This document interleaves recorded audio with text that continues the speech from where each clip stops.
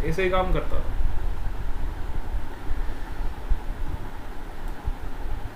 है ना। कुंभकर्ण के अपने मजे थे, उसकी अपनी लाइफ थी। लेकिन मैं तो मानता हूँ ऐसी लाइफ से भी आदमी बोर हो जाता है, खाली खाना खाएगा और सो जाएगा। कब तक कर सकता है ऐसा? मेरे को तो नहीं लगता 10 दिन ही करूँगा तो मैं बोर ही हो जाऊँगा। ठीक है,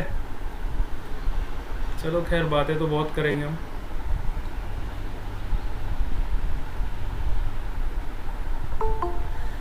कई लोगों की सोना बहुत अच्छी हॉबी होती है ना, सोना बहुत पसंद है कई लोगों ना। सोने को मिल जाए बस, कहीं घूमने उमने जाने का मन नहीं करता, सिर्फ सोना पसंद है। कई लोगों के साथ ऐसा भी होता है, ठीक है। तो सोना भी एक हॉबी,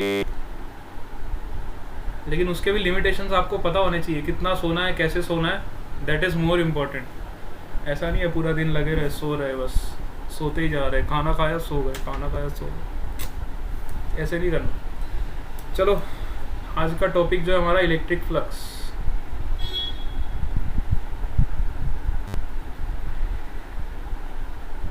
इलेक्ट्रिक फ्लक्स,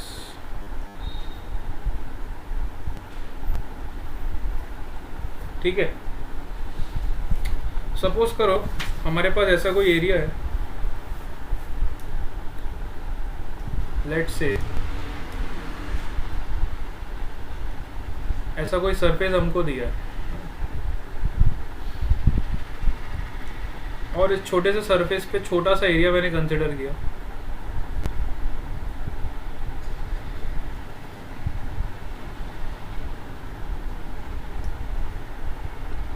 इस एरिया को नाम देता हूँ ds। अब हमें पता है कि एरिया एक वेक्टर क्वांटिटी है। एरिया कैसी क्वांटिटी है? Vector quantity. और इसका डायरेक्शन क्या होता है? Normal to the surface. Area vector का डायरेक्शन हमेशा क्या होता है? इसके सरफेस के हमेशा नॉर्मल, सरफेस के हमेशा नॉर्मल, ठीक है। तो एरिया एक वेक्टर क्वांटिटी जिसका डायरेक्शन होता है नॉर्मल टू द सरफेस, इतना हम सबको पता है। अब सपोज करो इस एरिया में से कोई इलेक्ट्रिक फील्ड पास हो रही है। सपोज करो इस एरिया में से कुछ इलेक्ट्रिक फील्ड पास हो रही है। Let's say this is your the direction of your electric field. इस एरिया में से कुछ इलेक्ट्रिक फील्ड पास हो रही है। तो फ्लक्स को हम कैसे डिफाइन करते हैं?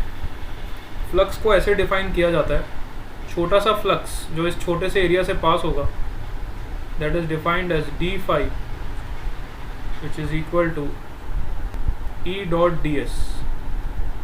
It is the dot product of electric field and area vector.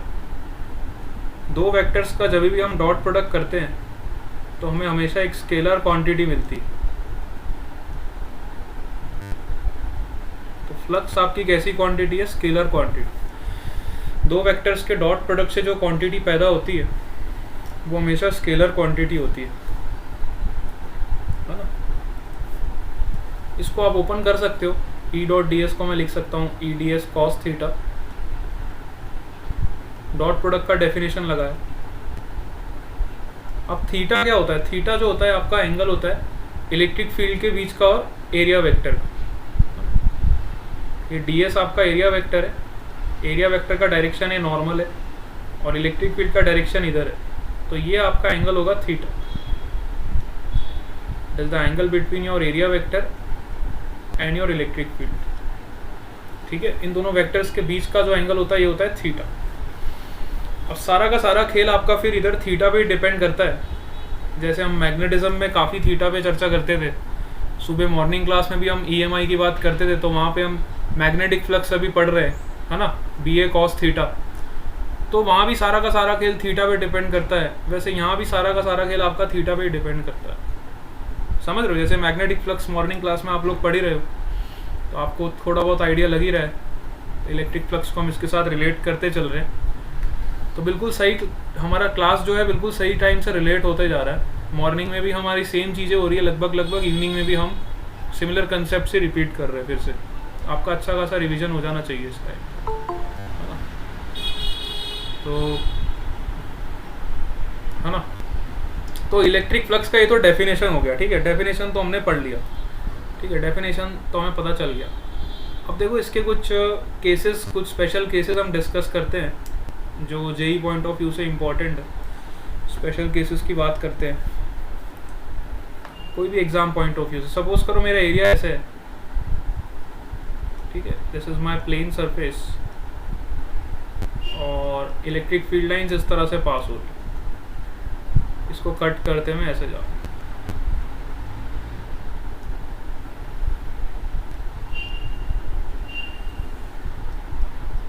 ठीक है, this is your electric field vector. और इसका एरिया वेक्टर कहाँ पे होगा? सपोज करो ये आपका प्लेन सरफेस है, तो इसका नॉर्मल वेक्टर कहाँ होगा? ये भी आउटसाइड ही होगा। इस एरिया का जो नॉर्मल वेक्टर होगा वो भी आउटसाइड ही होगा। तो कितना फ्लक्स प्रोड्यूस होगा अगर मैं आपको पूछूं, अभी जो हमने डेफिनेशन डिस्कस करी फ्लक्स की, तो वो डेफिनेशन लगा के हम बता सकते हैं इसमें कितना फ्लक्स पैदा होगा। हाँ, इस एरिया से कितना फ्लक्स प्रोड्यूस होगा? E A. हाँ, very good, Priyanshi Ojha is right, Kush Patel is also right, है ना। इस flux is equal to E into A, है ना। वेरी गुड, बहुत शानदार। तो यहाँ पे जो फ्लक्स होगा, flux is defined as the dot product of electric field and your area vector which you can write EA cos theta. सारा का सारा खेल तो थीटा पे ही डिपेंड करता है ना, मैंने आपको अभी बताया। तो यहाँ पे देखो एरिया वेक्टर और इसके बीच का एंगल थीटा कितना है? 0 डिग्री। थीटा अगर आपका 0 डिग्री हो गया तो आपका फ्लक्स किसके बराबर हो जाएगा? EA के बराबर हो जाएगा, ठीक है। अच्छा, सपोज करो मैंने इसका ओरिएंटेशन चेंज कर दिया, हाँ, मैंने इसका ओरिएंटेशन चेंज कर दिया। अब मैंने एरिया वेक्टर ऐसे कंस्ट्रक्ट किया, लेट्स से,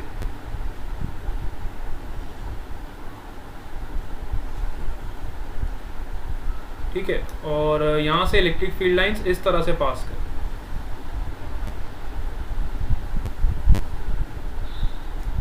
अब इसमें से कितना फ्लक्स प्रोड्यूस होगा?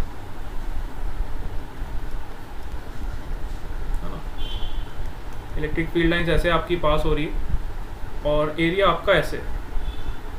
Now what is the flux? 0 हो जाएगा। बहुत बढ़िया, सबने आंसर दिया 0, बहुत सही बात। यहाँ पे 0 इसलिए हुआ, क्यों 0 हुआ? क्योंकि एरिया वेक्टर आपका इलेक्ट्रिक फील्ड के नॉर्मल, है ना। अगर मैं एरिया वेक्टर की बात करूँ, एरिया वेक्टर आपका आउटसाइड है और इलेक्ट्रिक फील्ड के परपेंडिकुलर है। तो थीटा का वैल्यू आपका हो गया यहाँ पे 90 डिग्री, और हम सबको पता है कि cos 90 का वैल्यू क्या होता है? बिल्कुल 0 होता है। यहाँ पे आपका फ्लक्स कितना हो जाएगा? 0 हो जाएगा, बिल्कुल सही जवाब। तो इससे हमें एक चीज पता चल गई कि फ्लक्स का मतलब होता है number of field lines which will cut, जो सरफेस को काट के जाएंगी, जो सरफेस को चीरती हुई जाएगी, ऐसे जो उस सरफेस को चीरती हुई जो लाइंस जाती हैं, उसको कट करती हुई जो लाइन जाती है, वहाँ से हमें फ्लक्स मिलता है। और जो लाइंस बिना कट करके उस सरफेस को निकल जाती है, उस सरफेस के पैरेलल निकल जाती है, उससे हमें कोई भी फ्लक्स नहीं मिलता, ठीक है। यहाँ पे हमें मैक्सिमम फ्लक्स मिलता है अगर वो नॉर्मली कट करती है, और यहाँ पे हमें कोई भी फ्लक्स नहीं मिलता, ठीक है। तो फ्लक्स का मतलब ये भी होता है the number of field lines, किसी भी की भी फील्ड लाइंस हो सकती है। अगर आप मैग्नेटिक फ्लक्स निकाल रहे हो तो वो मैग्नेटिक की फील्ड लाइंस होंगी, अगर आप इलेक्ट्रिक फ्लक्स निकाल रहे हो तो वो इलेक्ट्रिक की फील्ड लाइंस होगी। The number of field lines which is cutting any surface, किसी सरफेस को कट करती हुई, किसी सरफेस को काटती हुई, किसी सरफेस को चीरती हुई जितनी फील्ड लाइंस जा रही हैं, उसी को हम फ्लक्स बोलते हैं, ठीक है।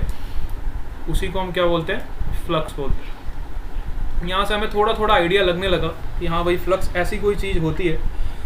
चलो इसके बारे में सिंपल बात करते हैं। फ्लक्स का ऐसा यूनिट क्या होता है? व्हाट इज द ऐसा यूनिट ऑफ फ्लक्स? नीट में क्वेश्चन आया था, ऐसा यूनिट ऑफ फ्लक्स इज। बच्चे इसमें भी कंफ्यूज हो जाते हैं कई बार, भाई फ्लक्स का फॉर्मूला पता है डायरेक्ट निकाल लो, electric field into area.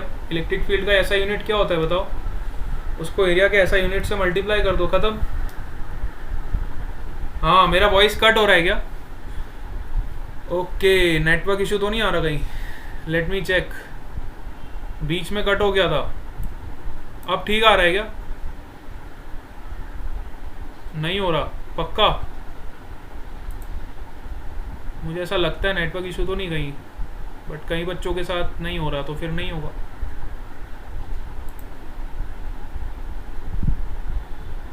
Clear है भाई? यस, आवाज़ क्लियर है? हाँ आवाज़ तो क्लियर आ रहा है, ठीक है। ओके, स्प्राइट क्लियर है, वेरी गुड। चलो आ जाओ इधर। तो फ्लक्स का यूनिट क्या होता है बताओ, what is the unit of flux?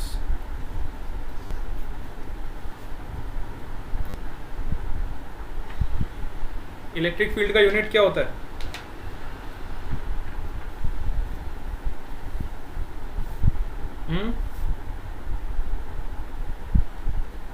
हाँ, न्यूटन पर मीटर, कुछ पटेल बोल रहा है। Newton metre square per coulomb, पता नहीं अलग अलग जवाब देते हो सब लोग। Yash Moradiya, newton metre square per coulomb, हाँ सही बात है, newton metre square per coulomb is the correct answer. Newton metre square per coulomb. देखो ना, इलेक्ट्रिक फील्ड का यूनिट क्या होता है? Newton per coulomb. एरिया का यूनिट होता है मीटर स्क्वायर, उसको मीटर स्क्वायर से मल्टीप्लाई कर दो। अच्छा, न्यूटन मीटर को आप जूल भी बोल सकते हो, तो आप इसको ऐसे भी लिख सकते हो, जूल मीटर पर कूलम। ठीक है, तो ये फ्लक्स के यूनिट्स हो गए, ऐसा यूनिट ऑफ फ्लक्स। अच्छा, फ्लक्स कैसी क्वांटिटी है? स्केलर क्वांटिटी है, सबको पता है। फ्लक्स पॉजिटिव भी हो सकता है, नेगेटिव भी हो सकता है, और ज़ीरो भी हो सकता है। ठीक है, अभी हम अलग अलग केसेस देखेंगे, कब आपका फ्लक्स पॉजिटिव होता है, कब आपका फ्लक्स नेगेटिव होता है, कब आपका फ्लक्स ज़ीरो होता है। ठीक है, तो ये तो बेसिक बातें मैंने आपके साथ कर दी, फ्लक्स से रिलेटेड कुछ बेसिक बातें कर दी। अब सपोज करो आपको इलेक्ट्रिक फील्ड का वैल्यू दिया है, क्वेश्चन इस पे ऐसा आता है एग्जाम में, शानदार क्वेश्चन एक सॉल्व करते हैं, मज़ा आ जाएगा। सपोज करो हमें इलेक्ट्रिक फील्ड दिया हुआ है, electric field is equal to 3/5 E0 I cap plus 4/5 E0 J cap.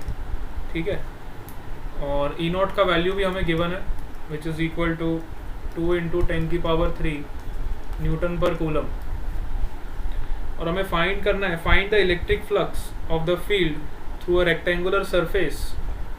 अच्छा, इसका हमें फ्लक्स फाइंड करना है कि इस इलेक्ट्रिक फील्ड की वजह से कितना फ्लक्स होगा एक रेक्टेंगुलर सरफेस से, जिसका एरिया हमें दिया हुआ है 0.2 metre square, such that it is place parallel to the YZ plane. अब वो जो एरिया है वो YZ प्लेन के पैरेलल है, इसका मतलब अगर मैं इसको प्लॉट करूं, this is my X axis, this is my Y axis, this is my Z axis. तो एरिया आपका YZ प्लेन में है, मतलब आपका एरिया यहाँ पे है, ये वाले प्लेन में आपका एरिया। ठीक है, एरिया आपका YZ प्लेन में, और एरिया का वैल्यू आपको दिया हुआ है 0.2 मीटर स्क्वायर। ठीक है, तो किसी भी एरिया का डायरेक्शन क्या होता है, उसके नॉर्मल। अगर आपका एरिया YZ प्लेन में है तो इसका नॉर्मल कहाँ पे लाई करेगा? वो X एक्सिस पे लाई करेगा, मतलब I कैप में लाई करेगा। समझ रहे हो? किसी भी एरिया का डायरेक्शन अगर हमें निकालना है तो उसके नॉर्मल एक लाइन ड्रॉ करो, और नॉर्मल देखो कौन सी डायरेक्शन में आ रही है, I कैप में आ रही है। समझ आया आपको? इस तरह से आपको पता चलना चाहिए, एरिया का डायरेक्शन हमेशा उसके नॉर्मल होता है, उसका नॉर्मल ही डिसाइड करता है कि उसका एरिया कहाँ पे होगा, है ना। चलो अब हमें फ्लक्स निकालना है इसका, तो फ्लक्स कैसे निकालेंगे? देखो, फ्लक्स का हमें डेफिनेशन पता है, flux is defined as dot product of two vectors, है ना। Flux is defined as E.A। Electric field आपको वेक्टर क्वांटिटी दिया हुआ है, ऊपर से आप लिख सकते हो 3/5 E0 I cap, 3/5 E0 I cap plus 4/5 E0 J cap. इसका आप करा दोगे डॉट प्रोडक्ट। एरिया का हमें पता चल गया डायरेक्शन, क्योंकि वो YZ प्लेन में, तो उसका डायरेक्शन होगा I कैप। तो मैं लिख सकता हूँ 0.2 आई कैप। बस यहाँ पे आपका गेम ओवर। डायरेक्टली आप इसको फ्लक्स की वैल्यू निकाल लोगे, which is 3/5 into 0.2 E not. E not का वैल्यू आपको गिवन है, तो फ्लक्स का वैल्यू आप डायरेक्टली निकाल लोगे। ई नॉट का वैल्यू आपको गिवन है 2 into 10⁻³ will directly substitute here. तो कितना हो जाएगा 3/5 इंटू 0.2 इंटू 2 इंटू 10⁻³। बस यहाँ से जो भी आपका आंसर आएगा दैट इज़ योर आंसर। समझ आया क्वेश्चन? हाँ, पल्लव जगानी का आंसर आ गया।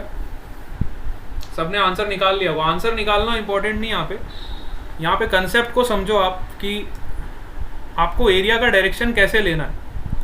ये क्वेश्चन मैंने इसलिए कराया ताकि आपको एरिया का डायरेक्शन लेना है कि एरिया हमेशा किस डायरेक्शन में होता है, नॉर्मल टू द सरफेस।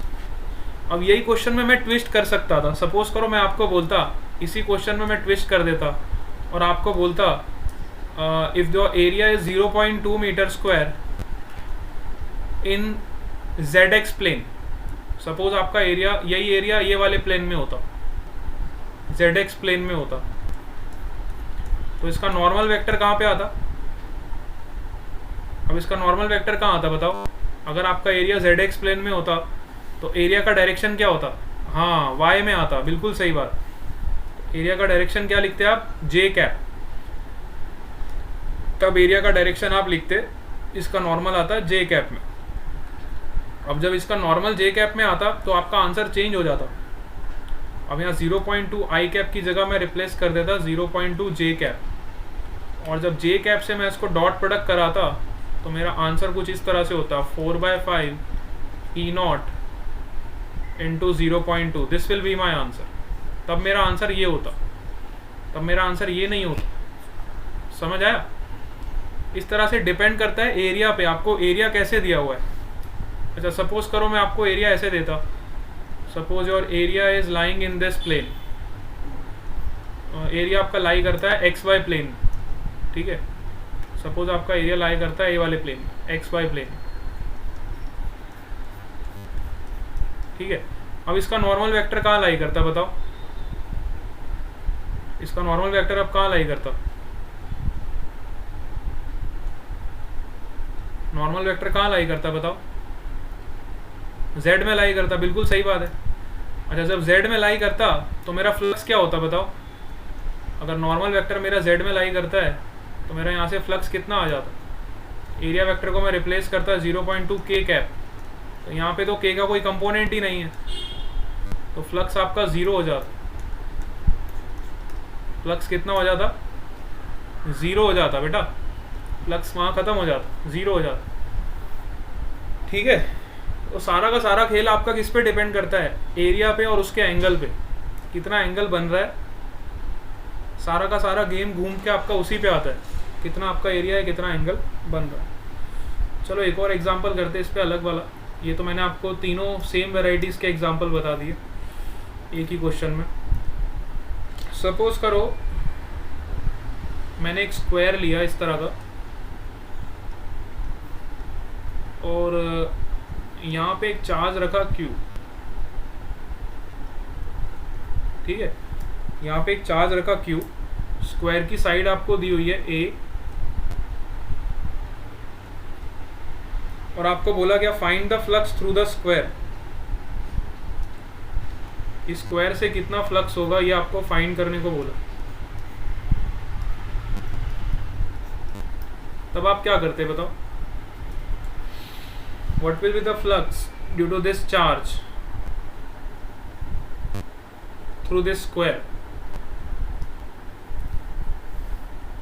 है ना, स्क्वायर से कितना फ्लक्स होगा इस चार्ज की वजह से, है ना। Q चार्ज जो प्रेजेंट है कॉर्नर पे है, स्क्वायर के कॉर्नर पे प्रेजेंट, ठीक है, इसके वजह से कितना फ्लक्स होगा।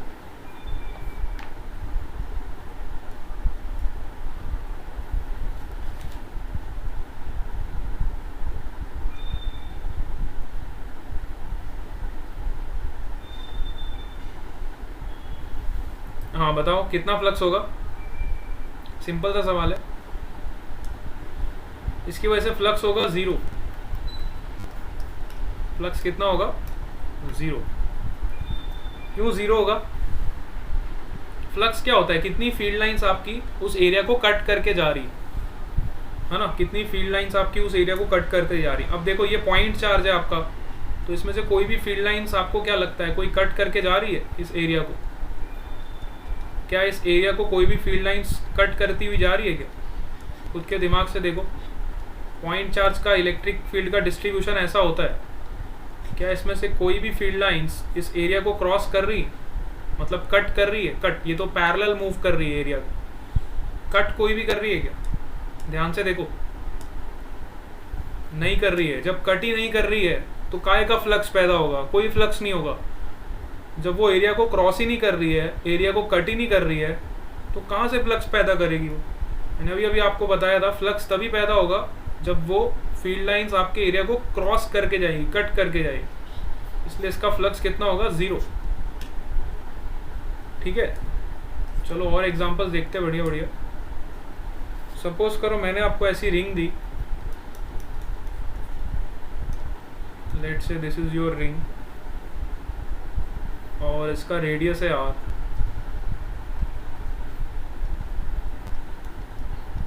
ठीक है, अब किसी x डिस्टेंस पे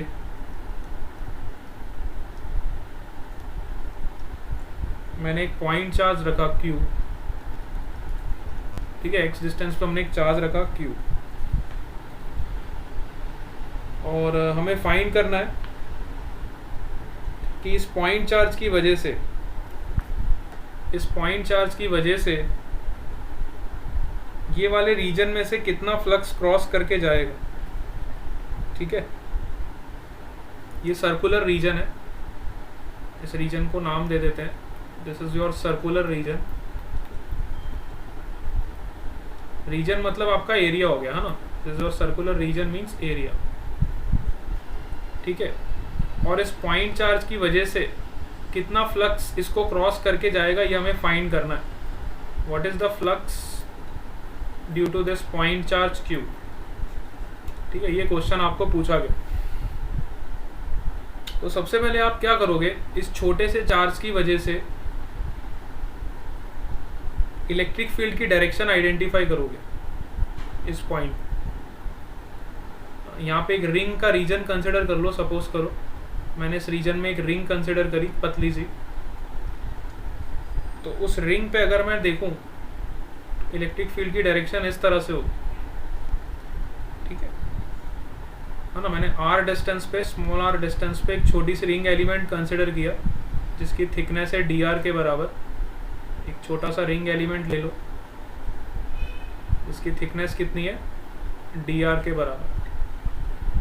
तो इस पॉइंट चार्ज की वजह से छोटे से रिंग एलिमेंट पे कितना फ्लक्स प्रोड्यूस होगा, पहले वो निकालो। d phi is equal to E dot ds means E ds cos theta. ठीक है, अब ये छोटा सा एलिमेंट जो हमने यहाँ पे लिया है, इसका जो एरिया वेक्टर होगा वो कहाँ होगा? नॉर्मल होगा। इसका एरिया वेक्टर इसके नॉर्मल होगा। ठीक है, रिंग एलिमेंट का जो एरिया वेक्टर होगा it will be normal to the surface. तो ये आपका एरिया वेक्टर हो गया which is normal to the surface, और ये आपकी इलेक्ट्रिक फील्ड हो गई। ठीक है, तो फ्लक्स छोटा सा हमने निकाल लिया, ई डी एस कॉस थीटा। अब इस पॉइंट चार्ज की वजह से इस पॉइंट पे इलेक्ट्रिक फील्ड कितना होगा? पॉइंट चार्ज की वजह से इलेक्ट्रिक फील्ड क्या होता है? के क्यू अपॉन आर स्क्वायर होता है। लेकिन आर क्या होता है? इस पॉइंट का इस पॉइंट से डिस्टेंस। तो यहाँ पे डिस्टेंस कितना है?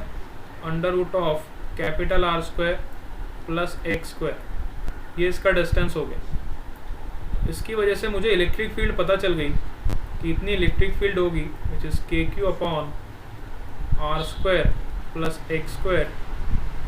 अच्छा, डी एस क्या होगा? छोटा सा जो एरिया है, ये हमने रिंग एलिमेंट जो कंसिडर किया है, इसका एरिया कितना होगा? इसका एरिया होगा 2 पाई आर इंटू डी आर। छोटा सा एरिया हो गया। और कॉस थीटा की वैल्यू आप यहाँ से निकाल सकते हो, ये आपका थीटा है। कॉस थीटा कितना हो जाएगा? X upon under root of R square plus x square. तो ये आपको छोटा सा फ्लक्स मिल जाएगा। और जब हम इसको इंटीग्रेट मारेंगे तो यहाँ से हमें नेट फ्लक्स का पता चल जाएगा। अब थोड़ी मैथमेटिक्स आपको लगानी है, इंटीग्रेशन आपको लगाना है और आपका आंसर आ जाएगा। देखो k कांस्टेंट है, q कांस्टेंट है ना, तो वेरिएबल वाले अलग कर लोगे और x भी आपका कांस्टेंट है, ये वाला पार्ट पूरा कांस्टेंट है, ठीक है। ये वाला r आपका वेरिएबल है, x कांस्टेंट है, बाहर निकाल लोगे, ये भी कांस्टेंट है, बाहर निकाल लोगे, इसको इंटीग्रेट कर लोगे, है ना, वेरिएबल पार्ट को इंटीग्रेट करके यहाँ पे आपका आंसर आ जाए, ठीक है। तो खाली कंसेप्ट को पकड़ो पहले आप, है ना, कंसेप्ट को जब आप पकड़ोगे तो आपका आंसर अपने आप आएगा। कहने का मतलब ये है, किसी भी पॉइंट चार्ज की वजह से जब हमें फ्लक्स निकालना है तो उससे पहले उसकी इलेक्ट्रिक फील्ड निकालो आप, पॉइंट चार्ज की वजह से कितनी इलेक्ट्रिक फील्ड जनरेट होगी, फिर छोटा सा एलिमेंट लो, उस पर फ्लक्स निकालो छोटा सा, और फिर कॉन्टिन्यूस आपका डिस्ट्रीब्यूशन है तो उसको इंटीग्रेट करो तो टोटल फ्लक्स आपको मिल जाएगा, ठीक है। समझ आया? सॉल्व करने वाला पार्ट आप सॉल्व कर लेना, सॉल्व करना आपका होमवर्क है, कैलकुलेशन वाला पार्ट आप घर पे करना। अब इधर देखो, सपोज करो हमें ऐसा एक एरिया दिया है, एक सर्कुलर एरिया दिया है, सपोज करो, और यहाँ से इलेक्ट्रिक फील्ड लाइंस इस तरह से पास हो रही है,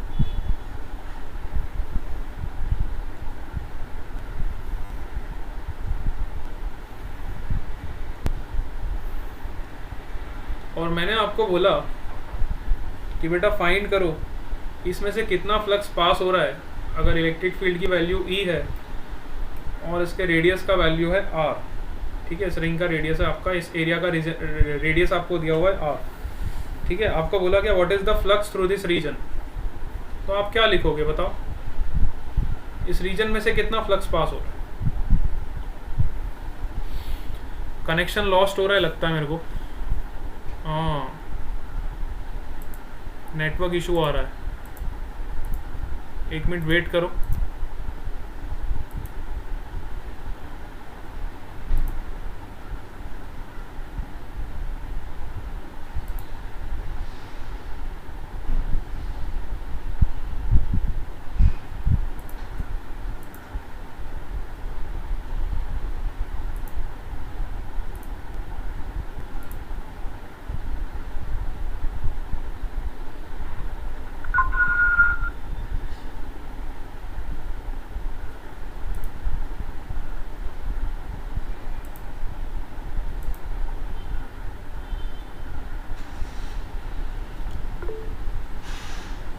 नहीं क्लास ख़त्म नहीं हुई बेटा, नेटवर्क इशू आ गया था, ये देखो क्लास ख़त्म हो गई इनकी,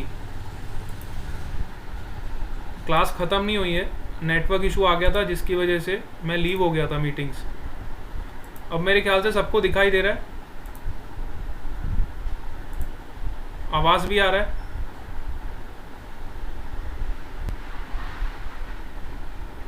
हाँ आवाज़ आ रहा है ना सबको, और दिखाई भी दे रहा है स्क्रीन, यस वेरी गुड, चलो आ जाओ। तो सपोज करो ये हमारा एरिया है और यहाँ से इलेक्ट्रिक फील्ड लाइंस इस तरह से पास हो रही है और हमें फाइंड करना है इसमें से कितना फ्लक्स प्रोड्यूस हुआ। क्या आंसर दोगे आप, what will be your answer?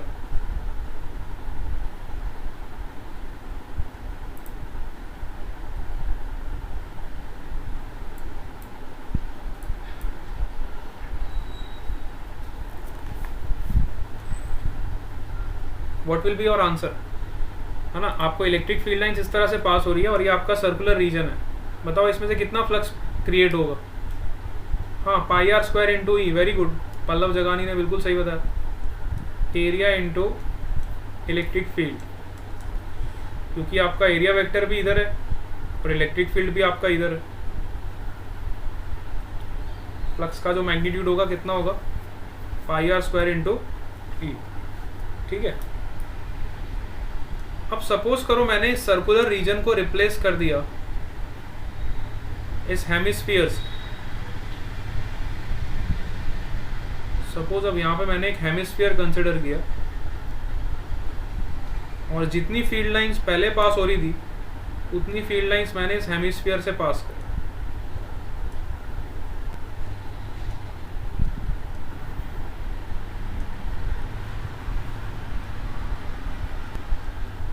ठीक है, अब मैंने आपको बोला बेटा बताओ इसमें से फ्लक्स कितना पास हो।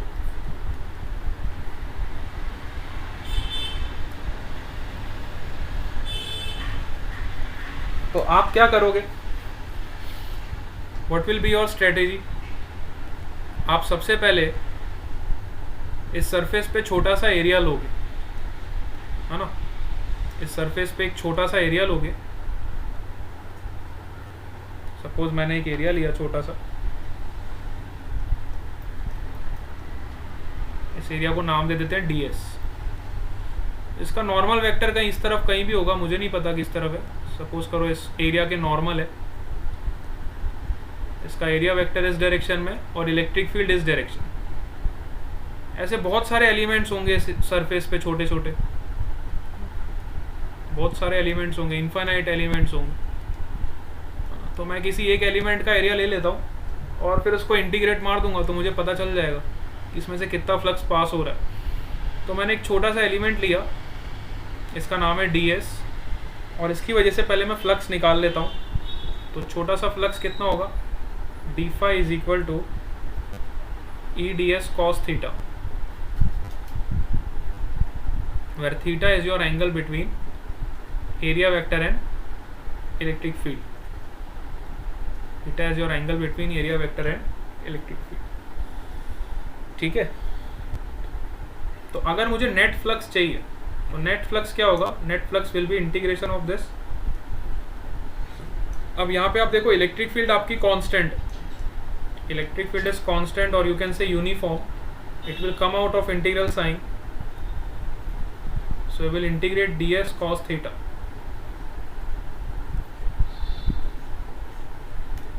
ds cos theta का मतलब है, ds cos theta means projection of this area on the surface, है ना। ds अगर आपका एरिया वेक्टर है तो ds cos theta का मतलब हुआ आपने इस एरिया को प्रोजेक्ट किया सरफेस पे। ठीक है, आप कहीं भी एरिया वेक्टर कंसिडर करोगे, cos थीटा मतलब आप उसको इस सरफेस पे प्रोजेक्ट कर, cos theta means projection, projection of this area on this surface. तो जितने भी एरियाज को आप प्रोजेक्ट करोगे सरफेस पे तो आपको प्रोजेक्टेड एरिया क्या मिलेगा। देखो मैंने सभी छोटे छोटे एरियाज को ये सरफेस पे प्रोजेक्ट किया,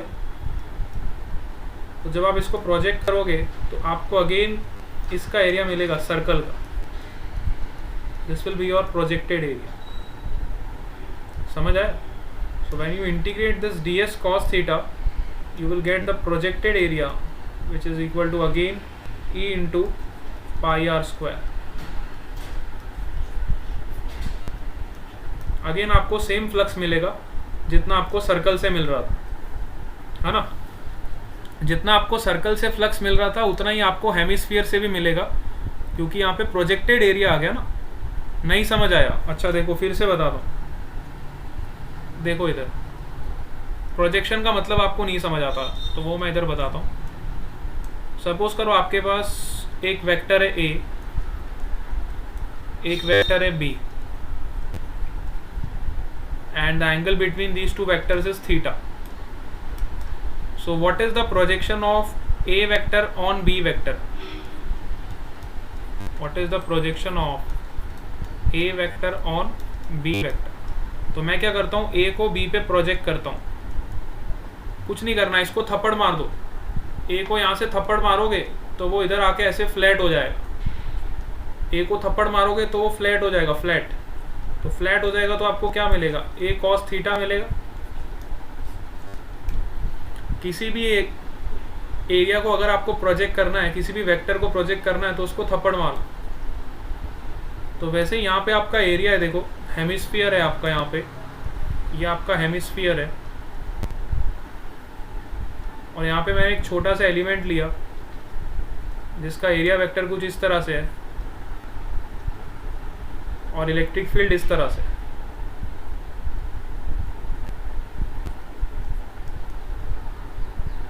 ठीक है,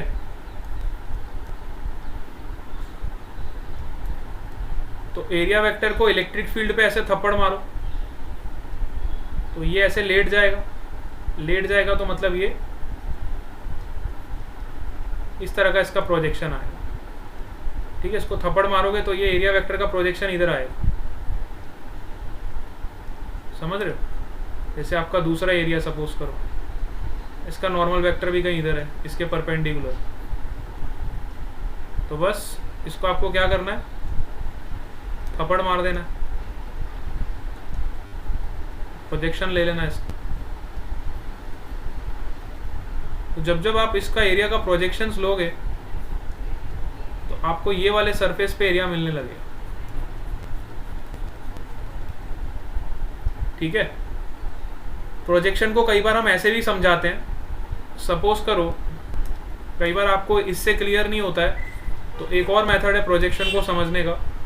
कई बच्चों को इसमें कंफ्यूजन होता है। सपोज करो ये आपका एरिया वेक्टर है और आप इसको अंधेरे वाले कमरे में ले गए और आपने पीछे से टॉर्च लगाया, पीछे से आपने टॉर्च लाइट ऑन किया तो टॉर्च की लाइट इस एरिया पे पड़ेगी तो उसका प्रोजेक्शन आपको इधर मिलेगा, है ना। इससे आपको समझ आता है तो आप ऐसे समझो, ये आपका एरिया वेक्टर है, इस पे आपने एक टॉर्च की लाइट मारी। ठीक है, तो टॉर्च की लाइट जब इस पे गिरेगी तो इसका एरिया आपका वॉल पे इस इधर प्रोजेक्ट होगा। This is your projected area, this is your projected area. तो जहां भी आपका cos थीटा का कंपोनेंट आता है मतलब वहां पे आपने प्रोजेक्शन लिया है। ठीक है, एरिया का प्रोजेक्शन लोगे। समझ आया आपको? अब क्लियर हुआ प्रोजेक्टेड एरिया क्या होता है? हाँ, तो प्रोजेक्टेड एरिया जहां भी आएगा वहां पे आप उसका cos थीटा का कंपोनेंट लो।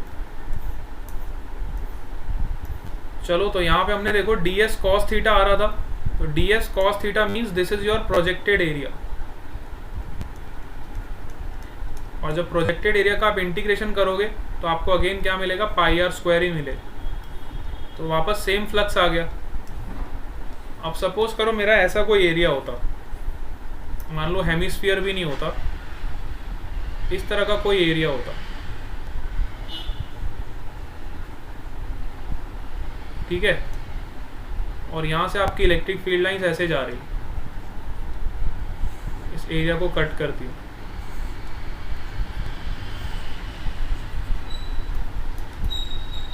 और मैंने आपको बोला इसकी वजह से आप फ्लक्स फाइंड आउट करो। तो वापस आप वही टेक्निक करते, यहाँ पे आप लेते एक छोटा सा एरिया, उसका ds वेक्टर लेते। ठीक है, फिर उसका प्रोजेक्शन लेते ई ds cos थीटा। अगेन आप ds cos थीटा को इंटीग्रेट करते तो वापस आपका इंटीग्रेशन कितना आएगा, इसका पाई आर स्क्वायर ही आएगा। इंटीग्रेशन करोगे तो आपका वापस कितना आएगा, पाई आर स्क्वायर ही आएगा। समझ आ रही है आपको? तो जितने भी केसेस हैं यहाँ से हमें एक चीज़ पता चली कि वो आपका जो फ्लक्स है इस पर डिपेंड नहीं करता है कि आपका सरफेस हेमिस्फीयर है या फिर आपका सरफेस सर्कुलर रीजन है या फिर आपका सरफेस कुछ इस तरह का है। शेप पे डिपेंड नहीं करता, आपका सरफेस का शेप कैसा भी हो, तीनों केसेस में हमें फ्लक्स सेम मिल रहा था, E into pi are square, E into pi are square, E into pi are square, अगर इसका रेडियस आर है। ठीक है, तीनों केसेस में हमें फ्लक्स बिल्कुल सेम मिल रहा था, E into pi are square के बराबर। इसका मतलब ये जो आपका फ्लक्स है डिपेंड करता है कितनी फील्ड लाइंस पास हो रही है, और ये शेप पे डिपेंड नहीं करता है। ठीक है, कितनी फील्ड लाइंस पास हो रही है उस पर डिपेंड करता है। It does not depend on the shape of the surface. 2 points यहाँ से आपको ध्यान में रखना है। your flux depends on number of field lines passing through the surface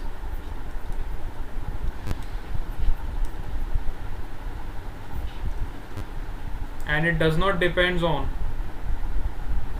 shape of the surface.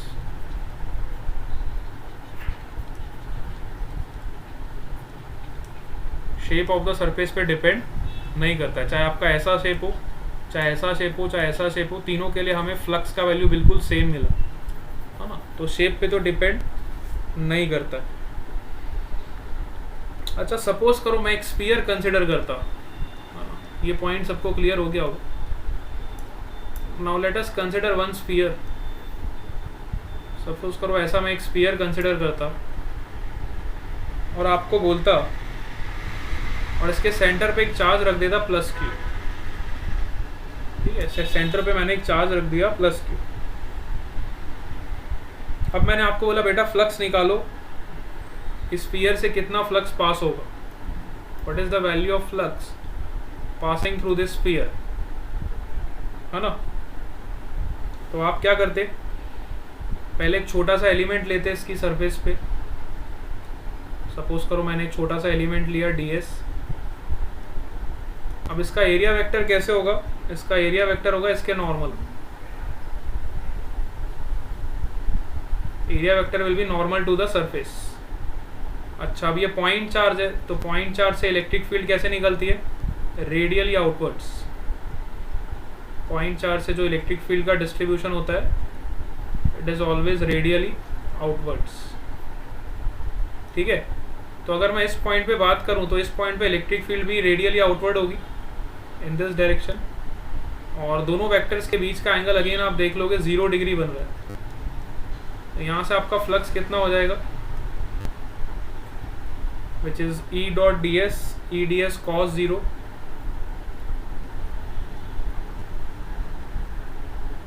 इसका इंटीग्रेशन हो जाएगा, टोटल फ्लक्स आपका E ds cos 0 का। सो देखो इलेक्ट्रिक फील्ड तो कांस्टेंट है, यूनिफॉर्म है, इस स्फीयर में एक ही चार्ज है प्लस क्यू, जिसकी वजह से आपकी इलेक्ट्रिक फील्ड तो कांस्टेंट है। तो आपका वेरिएबल क्या है, ds, तो you will integrate this ds, और ds आपका सरफेस पे है, तो सरफेस पे आपका इंटीग्रेशन कितना होगा इस एरिया का, इसका सरफेस एरिया आ जाएगा। ds जो एलिमेंट है आपका सरफेस पे है, जब आप सरफेस के सारे एलिमेंट्स को इंटीग्रेट करोगे तो आपको स्फीयर का सरफेस एरिया मिल जाएगा, है ना। हाँ स्फीयर का सरफेस एरिया कितना होता है, 4πr²। चंदन ने बिल्कुल सही बताया, स्फीयर का सरफेस एरिया होता है आपका 4πr², बिल्कुल सही जवाब। तो यहाँ से आपका फ्लक्स कितना हो जाता, E इंटू 4πr², ठीक है। और इलेक्ट्रिक फील्ड क्या होती है, electric field due two point charges kq/r², so kq/r² into 4πr²। अच्छा k की वैल्यू क्या होती है, 1/4πε0, हम सबको पता है k का वैल्यू होता है 1/4πε0 इंटू q/r² इंटू 4πr²। सबको आवाज आ रहा है, नेटवर्क फिर से चला गया, 2 मिनट वेट करो।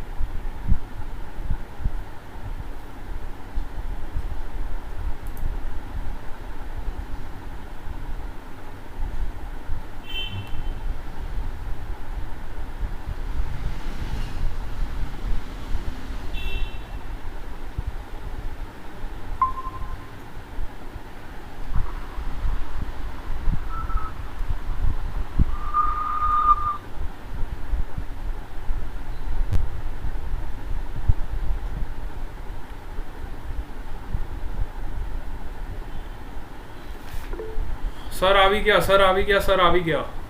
चलो, यस, नेटवर्क इशू हो गया था फिर से, पता नहीं आज नेट इशू बहुत ज़्यादा आ रहा है ना। चलो भाई, आपका ब्रेक टाइम ओवर हो गया, इधर आ जाओ।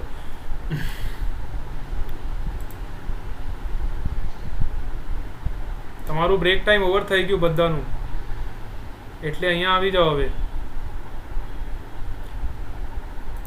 હા, સ્ક્રીન આઈ એમ શોઈંગ।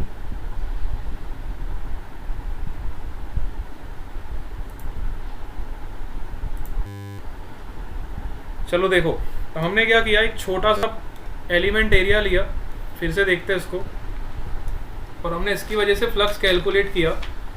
और स्फीयर के अंदर एक पॉइंट चार्ज है प्लस क्यू, जिसकी वजह से इलेक्ट्रिक फील्ड ऐसे होगा, दोनों वेक्टर्स के बीच का एंगल 0 डिग्री है। तो हमने नेट फ्लक्स कैलकुलेट किया, phi is equal to E d s cos 0।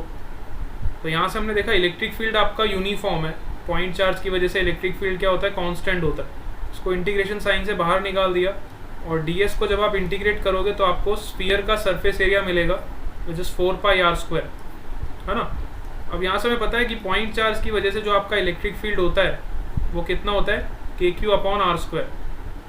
ठीक है, पॉइंट चार्ज की वजह से आपका इलेक्ट्रिक फील्ड कितना होता है, KQ/r²। तो हमने यहाँ पे उसका वैल्यू सब्सटीट्यूट किया, KQ/r²। फिर हमने K का वैल्यू सब्सटीट्यूट किया, विच इज़ 1/4πε0। तो यहाँ पे आप देखो ये सारे टर्म्स कैंसिल हो गए, 4π से 4π कैंसिल हो गया, और r² से r² कैंसिल हो गया। तो हमें फाइनल आंसर क्या मिल गया, Q/ε0। और Q क्या था हमारा, which is enclose charge. Q is your enclose charge inside the sphere, inside the sphere. ठीक है, स्फीयर के अंदर आपका चार्ज कितना एनक्लोज था, Q। और हमने फ्लक्स का वैल्यू निकाला, तो हमें फ्लक्स का वैल्यू कितना मिल गया, Q/ε0। ठीक है, फ्लक्स का वैल्यू हमें कितना मिल गया, Q/ε0। इसका मतलब ये हुआ कि आपका जो फ्लक्स हमने कैलकुलेट किया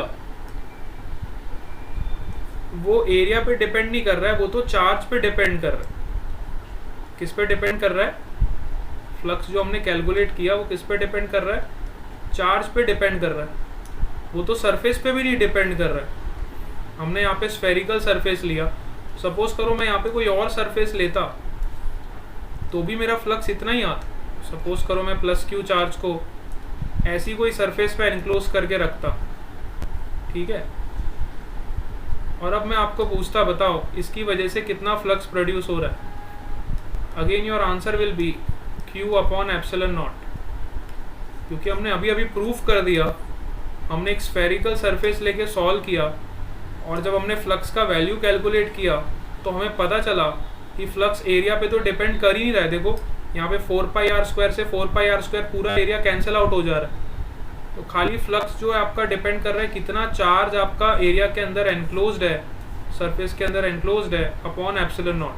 इस पे आपका फ्लक्स डिपेंड कर रहा है ना।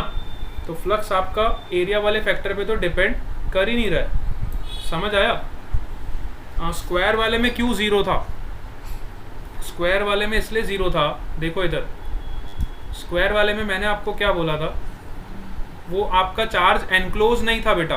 स्क्वायर वाला जो केस था, यहाँ पे आपका चार्ज कहीं एनक्लोज नहीं था, आपका चार्ज मैंने ऐसे रखा था, और ये आपका सरफेस ओपन था, यहाँ पे कहीं भी आपका चार्ज एनक्लोज नहीं है, समझ रहे हो। जब आपका चार्ज एनक्लोज नहीं है और फील्ड लाइंस आपकी ऐसे पास हो रही, यहाँ पे आपका चार्ज एनक्लोज कहाँ है, पहले मुझे ये बताओ, कहाँ पे एनक्लोज्ड है आपका चार्ज, कहीं से भी एनक्लोज्ड है क्या, नहीं है ना। हाँ, लेकिन स्फीयर में तो आपका चार्ज एनक्लोज्ड है सरफेस के अंदर, सरफेस के अंदर मैंने रखा हुआ है ना। जब सरफेस के अंदर हम किसी चार्ज को रखते हैं, एनक्लोज करके रखते हैं, तब की बात कर रहा हूँ, है ना।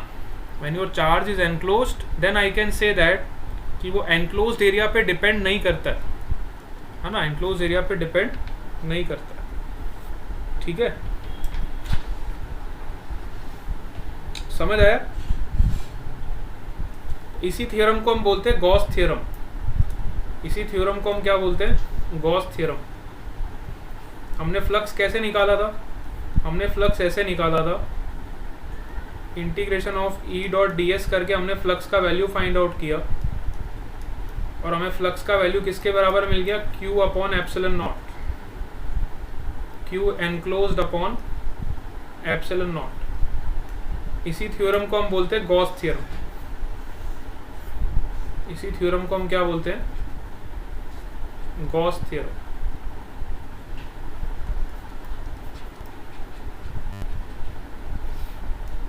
ठीक है, इस थ्योरम को हम बोलते हैं गॉस थ्योरम। क्लियर हो गए सब लोग यहाँ तक? अब सपोज करो मैंने आपको ऐसा कोई सरफेस दे दिया, सपोज करो मैंने आपको ऐसा कोई सरफेस दे दिया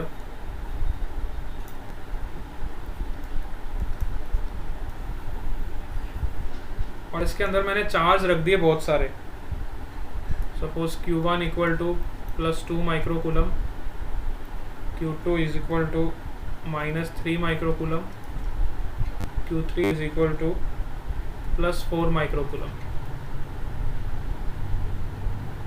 Q4 is equal to +8 microcoulomb, Q5 is equal to -6 microcoulomb and Q6 is equal to +10 microcoulomb. और मैं आपको बोलता what is the flux through this surface, है ना। लेट सपोज करो ये आपकी एनक्लोज सरफेस है, इसी एनक्लोज सरफेस को हम गॉसियन सरफेस भी बोलते हैं। एनक्लोज सरफेस को क्या बोलते हैं? Gaussian surface.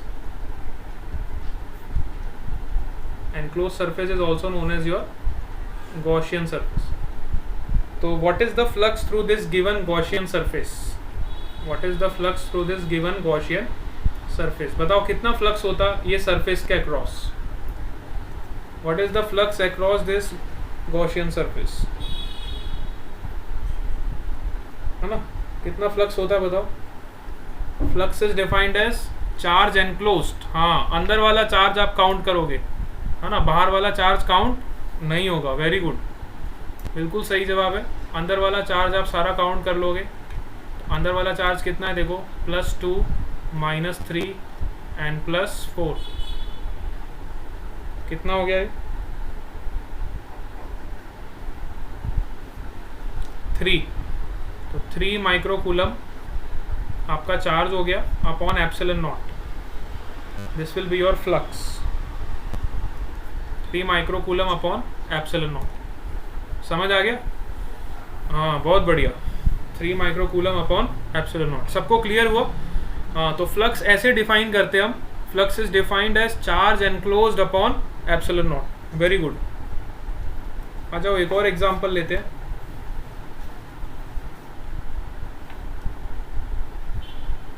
सपोज करो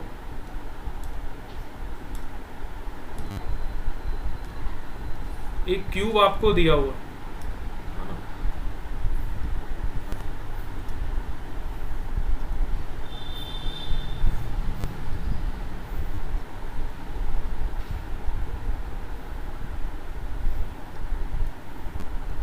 ठीक है। और क्यूब का साइड्स आपको दिया हुआ है ए, क्यूब के साइड्स आपको दिया हुआ है ए ए ए ए ए, ठीक है। और सेंटर पे एकदम बीचों बीच यहाँ पे मैंने एक चार्ज रखा +Q। अब मैंने आपको बोला what is the value of flux through this surface A, B, C and D. What is the flux through the surface A, B, C, D? What is the value of the flux through the surface A, B, C, D? Yes. आप में से कोई बता सकता है कि इस एक सरफेस के अक्रॉस कितना फ्लक्स होगा? अगर मैंने सेंटर पे एक चार्ज रखा है +Q, तो सरफेस के अक्रॉस फ्लक्स कितना होगा? चंदन ने बिल्कुल सही जवाब दिया, Q/6 एप्सिलॉन नॉट, बिल्कुल सही जवाब। प्रियांशी ओझा का भी सही जवाब, मितेश सैनी का भी सही जवाब। देखो टोटल जो फ्लक्स है आपका कितना है? Total flux through all the surfaces will be Q upon epsilon not, है ना। तो टोटल एरिया आपका कितना है, 6 times area of this surface, है ना। टोटल एरिया आपका कितना है, देखो 6 सरफेस है, तो 6 सरफेस के अक्रॉस अगर इतना आपका फ्लक्स आ रहा है तो एक सरफेस के अक्रॉस कितना आएगा, इसका 1/6 हो जाएगा, है ना। टोटल का 1/6 करोगे तो आपको फ्लक्स अक्रॉस एक सरफेस मिल जाएगा। सिमेट्री लगानी थी यहाँ पे आपको, और सिमेट्री से आपका आंसर आ जाता, ठीक है। चलो बहुत बढ़िया। इस सिमेट्री का एक और क्वेश्चन आपको पूछता हूँ। सिमेट्री पे काफ़ी क्वेश्चंस आते हैं एग्जाम में, ये आया हुआ क्वेश्चन है, एग्जाम में पूछा गया क्वेश्चन है, ये जेई में पूछा हुआ क्वेश्चन है। सपोज करो मैंने आपको ऐसा एक हेमिस्फेरिकल बॉल दिया, ठीक है, और यहाँ पे एक चार्ज मैंने रखा +q, ठीक है। A point charge is +q is placed at the centre of hemisphere, find the flux through this surface. इस हेमिस्फीयर सरफेस के अक्रॉस कितना फ्लक्स होगा, what is the flux through this hemisphere surface. ये question पूछा हुआ था, चंदन ने बिल्कुल सही जवाब निकाल दिया फिर से, मितेश का भी सही जवाब, वेरी गुड। लक्ष्य, केशवी राणा, पल्लव जगानी, बहुत बढ़िया। तो आप क्या करोगे, इस हेमिस्फीयर को पहले कंप्लीट कर दो, एक स्फीयर बना दो। तो ये आपका चार्ज एनक्लोज्ड हो गया सरफेस में, पहले सरफेस को एनक्लोज कर दो। अब गॉस का थ्योरम आप लगा सकते हो कि flux through this surface, enclose surface is equal to q upon epsilon naught, ठीक है। तो पूरे सरफेस में कितने हेमिस्फीयर आ रहे हैं, 2, तो एक हेमिस्फीयर की वजह से कितना फ्लक्स हो जाएगा, टोटल का हाफ हो जाएगा, ठीक है। टोटल का क्या हो जाएगा, हाफ हो जाएगा। This will be your answer. पहले आप सरफेस को हमेशा क्लोज बनाओ, क्योंकि गॉस थ्योरम हमेशा क्लोज सरफेस पे लगता है, हमेशा ध्यान रखो। गॉस थ्योरम जब भी लगाओगे it will always applicable to a close surface. Gauss theorem is always applicable to your close surface, ठीक है। क्लोज सरफेस पे हमेशा गॉस थ्योरम लगाओ, और फिर बाय सिमेट्री आपको जिस भी सरफेस का फ्लक्स पूछा है आप आइडेंटिफाई कर सकते हो, ठीक है। चलो ऐसा ही एक सवाल है, बहुत बढ़िया सवाल, एक सवाल और देता हूँ इसी टाइप का, similar types. Let's do one more problem. Suppose करो मैंने आपको ऐसी एक स्क्वायर प्लेट दी, ठीक है,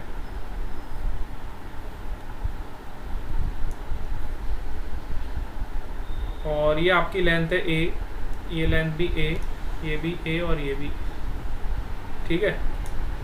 अब मैंने आपको बोला कि यहाँ के सेंटर पॉइंट से a/2 डिस्टेंस पे मैंने एक चार्ज रखा +q, ठीक है, और मुझे फ्लक्स निकालना है कि इस सरफेस से कितना फ्लक्स पास होगा। What is the value of flux through this surface?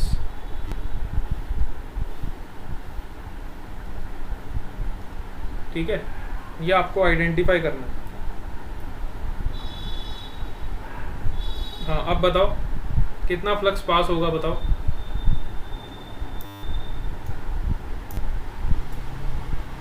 हाँ सिंपल, अगेन आपका फ्लक्स उतना ही होगा, Q/6 एप्सिलॉन नॉट। तो देखो इस तरह के क्वेश्चंस को सॉल्व करने के लिए पहले आप इस सरफेस को एनक्लोज कर दो, एक ऐसा क्यूब बना दो,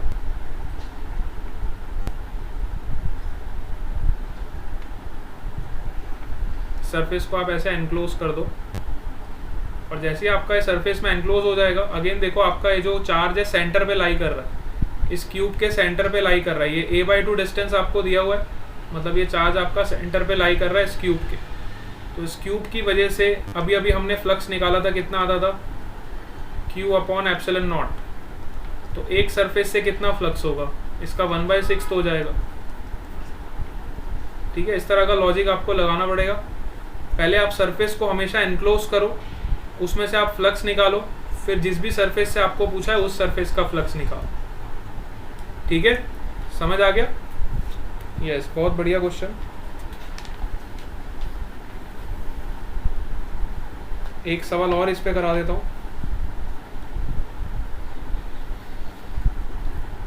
सपोज करो हमें इस तरह का कुछ एरिया दिया हो,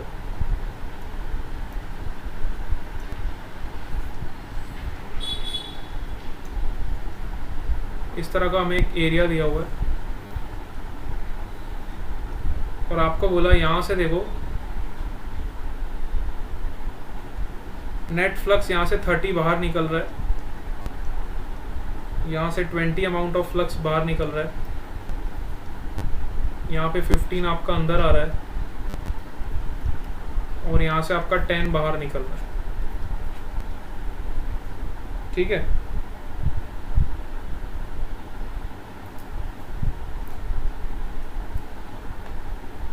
और क्वेश्चन में आपको बोला गया what is the charge enclosed in the surface, what is the value of charge enclosed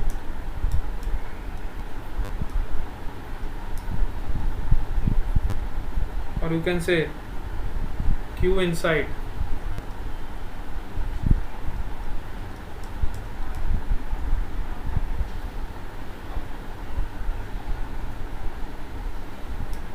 बताओ आपको चार्ज निकालना था, कितना चार्ज होगा? What is the value of charge inside the surface, closed surface? Pallav का आंसर आ रहा है 75. 75 is wrong. 15 is also wrong.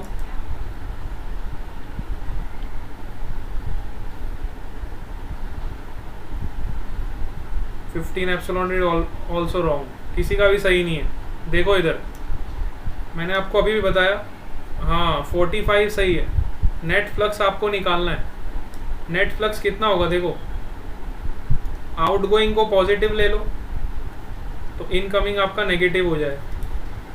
Direction भी तो देखो आप फ्लक्स का, आउटगोइंग को पॉजिटिव ले लो तो ये कितना हो गया 20 + 30 50 50 + 10 60 60 - 15 will be 45. तो net flux is 45 upon epsilon naught. This will be your charge enclosed और चार्ज इनसाइड, है ना?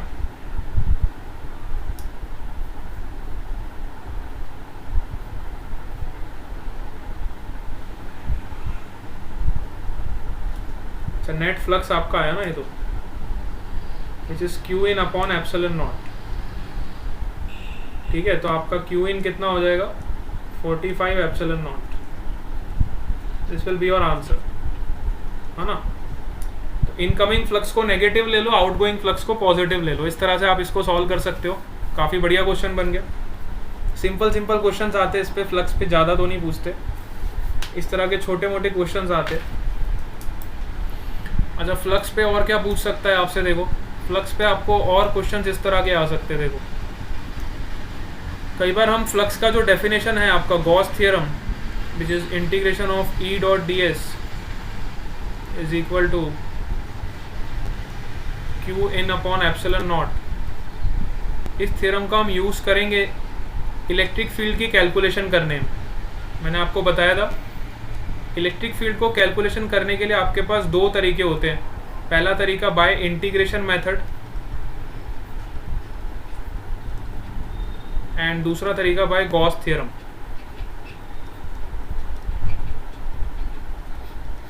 इलेक्ट्रिक फील्ड को निकालने के आपके पास दो तरीके होते हैं.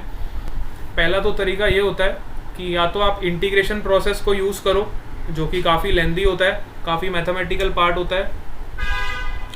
दूसरा एप्लीकेशन इसका ये होता है गॉस थ्योरम का, कि आप इसको इलेक्ट्रिक फील्ड की कैलकुलेशन के लिए भी यूज़ कर सकते हो. ठीक है, अगर हमें इलेक्ट्रिक फील्ड निकालनी है किसी सरफेस के अक्रॉस, तो उसके लिए भी आप गॉस थ्योरम का यूज़ कर सकते हो, है ना? जैसे कि सपोज करो मुझे किसी पॉइंट चार्ज की वजह से इलेक्ट्रिक फील्ड निकालनी है ना? पॉइंट चार्ज आपको दिया हुआ है +q. इसकी वजह से इलेक्ट्रिक फील्ड कितनी होती है kq/r². ये तो हमको पता है. इसकी वजह से इलेक्ट्रिक फील्ड क्या होती है kq/r². इसको हम प्रूफ भी कर सकते हैं गॉस थ्योरम से. गॉस थ्योरम से हम इसको प्रूव कर सकते हैं कि किसी भी पॉइंट चार्ज की वजह से जो इलेक्ट्रिक फील्ड होती है वो कितनी होती है, KQ/R²। We can prove this by Gauss theorem, है ना। तो गॉस थ्योरम सिंपल है बड़ा, अप्लाई करना बहुत सिंपल है।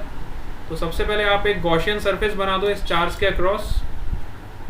इस चार्ज के अक्रॉस आप एक गॉसियन सरफेस क्रिएट कर दो, स्फेरिकल गॉसियन सरफेस ले लो, ठीक है।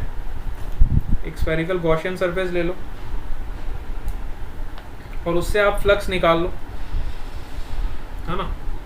इस चार्ज की वजह से छोटा सा एरिया है, छोटा सा फ्लक्स आप निकाल सकते हो। तो इसकी इलेक्ट्रिक फील्ड लाइंस ऐसे पास होंगी।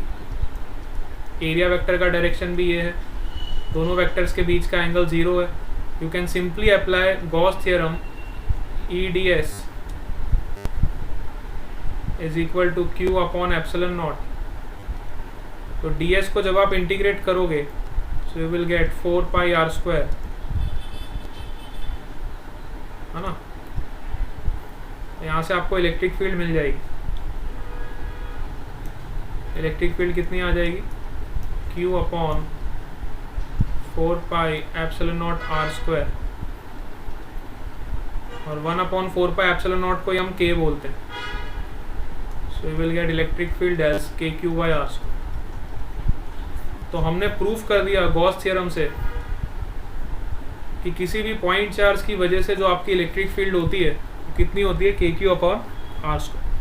तो इस तरह से आप अलग अलग डिफरेंट ऑब्जेक्ट्स के लिए, डिफरेंट एलिमेंट्स के लिए इलेक्ट्रिक फील्ड की वैल्यू को निकालने के लिए हम गॉस थ्योरम का यूज़ करेंगे, है ना। अब नेक्स्ट क्लास में हम बिल्कुल यही पढ़ेंगे कि how to find electric field for different elements using Gauss theorem. Next class हमारा पूरा इसी पे होगा। हम डिफरेंट ऑब्जेक्ट्स के लिए गॉस थ्योरम अप्लाई करेंगे और इलेक्ट्रिक फील्ड का कैलकुलेशन करेंगे, ठीक है बेटा। चलो आज हम क्लास यहीं पे एंड करते हैं, फिर आपका नेक्स्ट क्लास होगा। और कोई डाउट है तो बताओ, इज देयर एनी डाउट्स?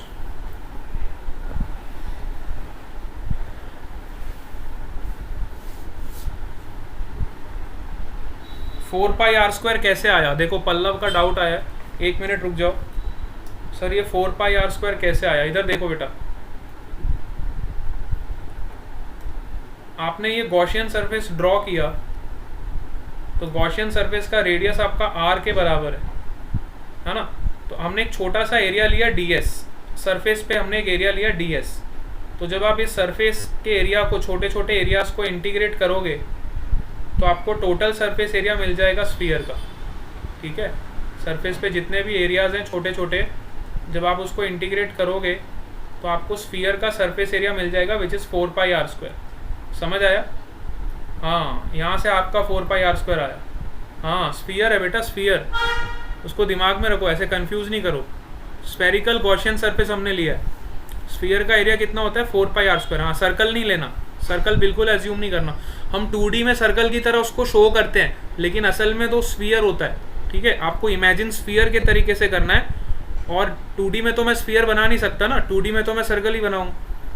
आपको इमेजिन करना है स्फीयर आपको, है ना, ठीक है। Any other doubts? और कोई डाउट है तो बताओ। यस, चलो क्लियर हो गया सबको? ओके बेटा, चलो bye bye to all of you. Sprite clear, कल हम आगे पढ़ेंगे, इसके आगे कंटिन्यू करेंगे।